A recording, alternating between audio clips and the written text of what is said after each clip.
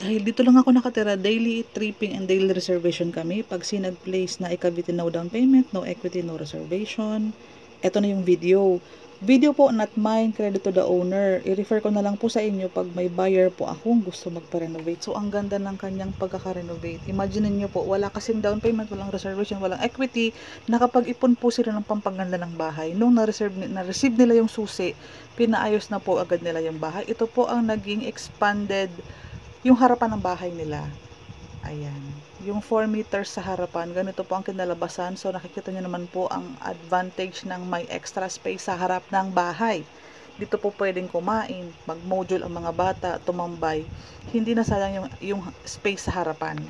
Napakalaki pa po ng naging expansion ng veranda or ng space sa harapan. Ito po yung living area. So, kung papansin mo, parang naging dalawa yung sala nila or yung living room. Yung harapan, covered na po. Ito po yung living area. Kasama na po yung mga, yung sa taas, yung pagpapapakyaw ng gawa. Simula po yan sa gate sa harap, sa kisame, sa kwarto sa taas, hanggang expansion sa likod, pati yung CR nila. Pwede pong magpa-kontrata, magpa-all-in payment sa isang contractor. Maganda po ang naging itsura ng drop ceiling nila. Parang naging condo style yung kanilang pag sinag-place unit. Ang ganda. Ano po, Cavite, madami po tayong accredited contractor. Pili po kayo ng mga contractor na pwede nyo pong pagawan. Maganda ang nangyari. Ito yung naging, yung extra slot nila sa likod, yung service area yung sinasabi ko sa video, ginawa nilang kitchen. May ano lang sila, oh. Yung para sa, ano bang tawag dyan? Induction ba yan? Basta may tawag doon, yung hinihigop yung usok ng pagluluto. Pwede mo naman palagyan niya ng pintuan, yung kitchen area mo. Para, ayun, may pintuan yung kitchen nila. So, maganda. Para luluto, kulob yung usok. Ayan, ang ganda na nangyari sa kanilang living area. So, living area, kitchen area, full toilet and bath. Ang ganda ng pagkakagawa. Sir, salute to you, sir. Ang ganda ng quality ng gawa mo. Ito yung sink. Ayan, ang ganda na nangyari.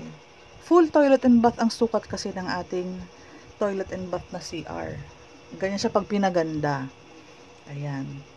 Yung ilalim ng hagdan, naging stock room. Para walang makalat na makikita sa labas. So, good job, sir. Ang ganda ng pagkakagawa ng unit po ninyo. Ayun yung ating sa kuryente. Breaker ang tawag doon. So, na-maximize mo yung space.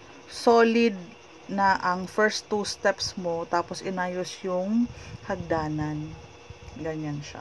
Madaming iba't ibang design. Daily tripping, daily reservation. Habang meron pa kaming unit na pagsinag, meron kaming 36 units. Pag nag-reserve ka after the tripping day, pwede mo nang i-reserve. Pwede ka nang pumili ng unit na magustuhan mong available sa mapa.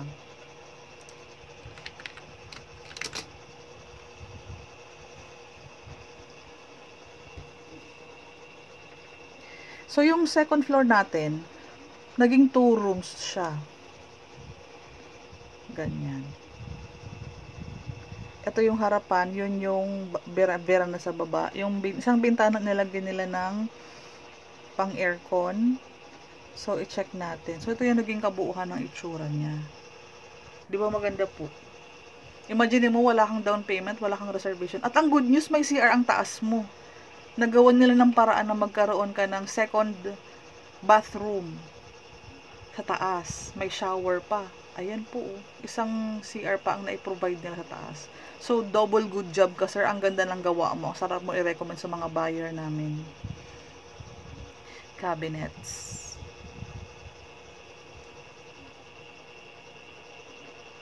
Okay na okay siya.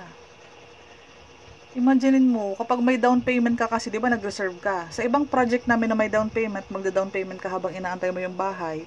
Tapos pag nakalipat ka pa, gagastos ka pa para sa pagpa-renovate ng bahay. Si Pagsinag Place ng Naik, Bulacan at Laguna, no down payment, basic bare finish ang deliverable. Wala ka namang down payment, kaya habang inaantay mo yung bahay mo, makakapag-ipon ka ng pang-renovate na gantong kaganda. Ayan po. Ito, may source of daylight ka pa sa may bintana. May bintana tayo dyan. So, good job, sir. Ang ganda ng quality ng pagkakagawa ng bahay na to. i-recommend kasi sa mga buyer ko na gusto magpaayos na Cavite lang po ang location nila. Dito naman tayo sa deliverable. Kapag nag-reserve ka, ganito yung marireceive mo upon turnover. Makinis naman na ang wall niyan. Ganyan. Nakabuhos ang sahig. So, makikita mo ang difference ng before and after. Ito yung toilet and bath. Ito yung service area yung ginawa nilang kitchen. Ito binasag to, naging living room itong side na to. So, malaki yung naging kitchen area or dining room nila. Solid 2 first step, bakal. Ito, meron na nito. Ito yung naging 2 bedrooms. Doon naging CR nila yung side na yun. Kung napapansin mo ang pagkakahati. Ganyan.